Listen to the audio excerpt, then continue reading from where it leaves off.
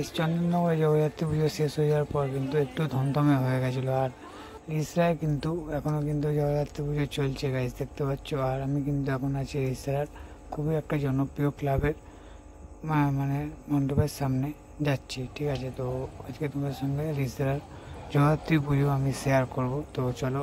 আর এখানে কিন্তু এবছর মেসির থিম হয়েছে গাইস, যেহেতু আমরা সবাই জানি ডিসেম্বর মাসে কিন্তু মেসি আসতে চলেছে কলকাতায়, কিন্তু মেসিকে ওয়েলকাম জানাতে। তো সেই ধারণা নিয়ে কিন্তু এবছরের থিম।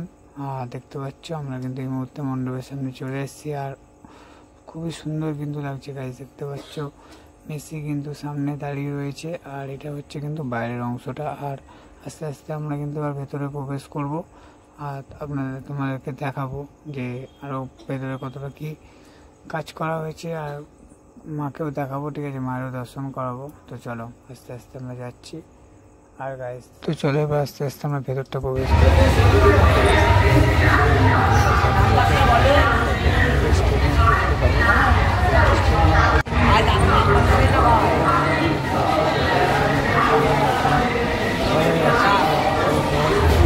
এদিকে গোল পোস্ট। আর গাইস এদিক দিয়ে যাওয়ার সময় তোমরা দেখতে পাবে মেসির কিন্তু অনেক স্টিকার রয়েছে। আর গাইস দেখো এখানে কিন্তু খুবই সুন্দর একটা মেসির ফটো দিয়ে কিন্তু ডিজাইন করা হয়েছে।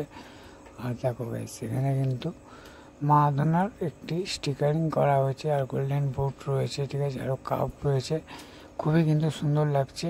আর মারাদোনা যেহেতু ফুটবলের গুরুদেব, আর মেসি তো জাদুকর রয়েছে। আর গাইস দেখো এখানে মেসি ফ্যানরা রয়েছে, তারা প্যান্ডেলটা খুবই তাড়াতাড়ি ফিট করো।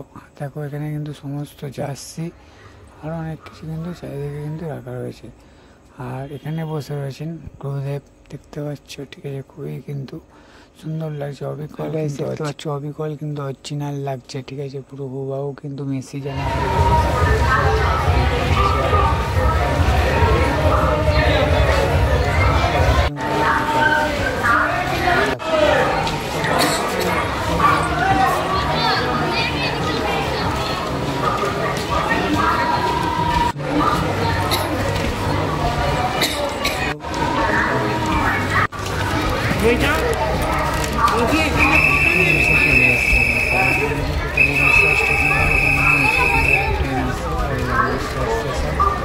এই দেখো এখানে কিন্তু দাঁড়িয়ে রয়েছে গুরুদেব, খুবই কিন্তু সুন্দর লাগছে গাইস। দেখো হাতের ট্যাটুগুলো পর্যন্ত কিন্তু অরিজিনাল পুরো লাগছে, খুবই কিন্তু সুন্দর লাগছে।